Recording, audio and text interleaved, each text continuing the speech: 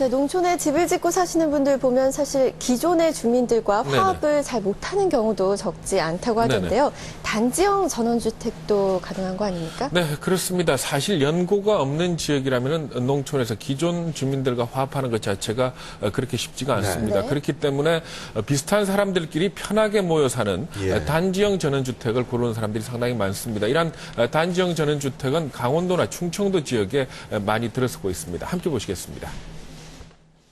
강원도 횡성에 있는 한 전원주택 단지입니다. 15평형 초소형 전원주택부터 60평짜리 중대형 주택까지 다양한 크기와 형태를 가진 전원주택 13채가 지어졌습니다. 얼마 전 이곳에 입주한 58살 조혜순 씨. 태어나서 줄곧 서울과 수원 등 대도시에서 살아왔지만 남편 퇴직을 계기로 아예 아파트를 처분하고 전원 생활을 시작하기로 결정했습니다. 항상 전원 생활을 동경을 했지요. 언젠가는 내가 모든 거를 은퇴했을 나이에는 전원에 가서 자연 살림을 하겠다. 이렇게 늘 꿈꾸고 왔었죠. 제가 생각했던 것보다 너무나 아주 그냥 200% 효과가 나는 게 조 씨는 평소 관심이 많았지만 도시에서는 하기 힘들었던 황토 염색도 맘껏 하고 있고 마당에 닭도 풀어 기르면서 말 그대로 전원 생활을 만끽하고 있습니다. 뭐 아이들 다 켜서 뭐 애들 학교를 보내야 한다든지 꼭 도시에 살 필요가 없는 경우에는 구태여 그렇게 그 공기 나쁜 도시에서 돈 많이 줘가면서 살 필요가 전혀 없다고 생각해요. 사업체를 운영하는 53살 한희수 씨는 요양차 이곳에 입주한 경우입니다. 간 질환을 앓고 있는 한 씨는 매주 3, 4일 정도 이곳에 내려와 요양을 하고 있는데 조만간 경기도에 있는 아파트를 처분하고 아예 이곳에 정착할 계획입니다. 우선 이제 병을 치료해야 되겠다는 목적하에 왔는데 와서 몇 달 이제 기거하다 보니까 너무 좋고 그다음에 그 저쪽 집에 있는 것보다는 이쪽에 와서 사는 것이 여러 가지 면에서 좋다는 그런 생각이 많이 들어서. 이렇게 전원주택 여러 채가 한 곳에 모여있는 단지형은 입주민들끼리 공동 활동을 할 수 있고 지역 주민들과의 분쟁이나 갈등이 생길 일이 거의 없다는 것이 장점입니다. 여기는 일단 독립된 단지고 또 그분들한테 위화감을 조성하지 않고 자연스러운 삶을 할 수 있는 조건이 된다는 거죠. 단지형 전원주택은 대개 도로나 통신, 수도시설 등 각종 기반시설을 공동으로 갖춰놓은 뒤에 분양하기 때문에 개별 입주자들이 기반시설 시공에 대해 특별히 신경 쓸 필요가 없다는 것이 장점입니다. 단지를 개발 분양하는 업체에서 기반시설이나 모든 것들을 다 갖춰놓고 분양을 하기 때문에 개인적으로 접근하기는 상당히 편리하고 그리고 또 안전합니다.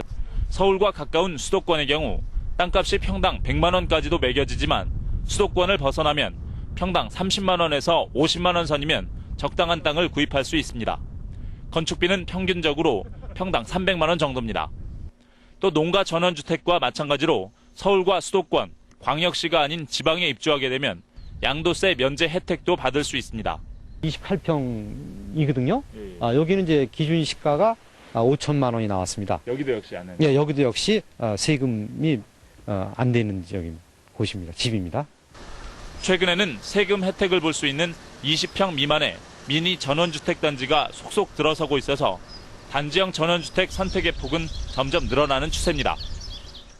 그런데 이 말이 좋아서 전원생활에 네네. 실제로 살다가 돌아오는 사람들도 많이 있지 않습니까? 네네. 역시 사전에 뭔가 좀 자세히 알아보고 가야 될 것 같은데 어떤 것들이 있겠습니까? 네, 우선적으로 챙겨봐야 될 것이 바로 기반시설, 그러니까 전기나 수도와 같은 그런 것들입니다. 경치만 보고 덜컥 결정을 했다가 이런 기반시설을 마련하는데 많은 돈이 들어가는 경우가 적지가 않습니다. 또 전원주택을 결정을 하려고 그러면은 미리 여러 차례 가보고 가능하다면 며칠 밤 묵어보면서 동네 분위기도 직접 챙기고 문제점은 없는지 따져보는 것이 중요하다 그럽니다. 그리고 또 한 가지 너무나 당연한 얘기겠지만은 팔아서 돈이 될 거라는 생각. 그러니까 단기 투자의 대상으로 삼았다가는 큰 낭패를 볼 수가 있습니다. 역시 이병희 기자입니다. 강원도 횡성의 또 다른 전원주택 단지. 이곳은 지난 2003년 초 입주 희망자를 대상으로 토지 분양을 끝냈지만 3년이 지난 지금까지 대부분의 땅이 허허벌판으로 남아 있습니다. 모두 61채의 전원주택이 들어설 계획이었지만 현재 건물이 들어선 곳은 8곳에 불과합니다. 2년 전 전원주택을 짓고 이곳에 입주한 51살 김경복 씨. 초기 입주자로서 그동안의 불편이 이만저만이 아니었습니다. 60가구 규모의 주택단지지만 실제로 사는 주민은 얼마 안 돼 전화나 인터넷 서비스 같은 기본적인 기반 시설조차 갖춰져 있지 않았기 때문입니다. 맨 처음에 혼자 들었을 때는 지금 제가 얘기했듯이 이제 인터넷이 안 들어서 불편했고 재반상을 못 따라간 거예요. 이 땅만 분양이 급급하다 보니까. 이렇게 전원주택을 선택할 때는 겉으로 드러난 화려함보다는 이면에 숨겨진 기반 시설이 잘 마련돼 있는지를 꼼꼼히 따지는 것이 가장 중요합니다. 많은 곳이 그 겉모습만 좀 만들고 그 세부적인 어떤 배관 문제라든가 지하수 문제라든가 전기, 통신 이런 것들을 제대로 안 갖추고 겉 그 땅 모습만 이렇게 만들어 놓고 분양하는 곳이 종종 있습니다. 특히 나홀로 전원주택이 될 가능성이 많은 농가 전원주택의 경우 전기와 수도가 잘 공급되는지를 미리 확인하고 공사를 시작해야 합니다. 농가주택 한 채 사는데 만 1억 들여서 농가주택을 샀는데 지하수 파는데 1억 들어가는 경우가 있거든요. 그런 농가주택을 사기 전에 확인해야 되는데 보통 사람은 집을 지면서 확인한단 말이죠. 또 주변 자연경관을 지나치게 따지면서 외진 곳으로 가기보다는 가까운 곳에 중소도시나 읍면 소재지가 있는 장소가 좋다고 전문가들은 말합니다. 이렇게 혼자서 뭐 이렇게 그 멀리 떨어져서 살겠다 이렇게 생각하고 경치만 보고 땅을 구입하면 꼭 이렇게 좀 불편하게 사시고 이제 그러다 보면 이제 그게 본인이 힘들어 갖고 다시 도시로 유턴하는 경우가 많습니다.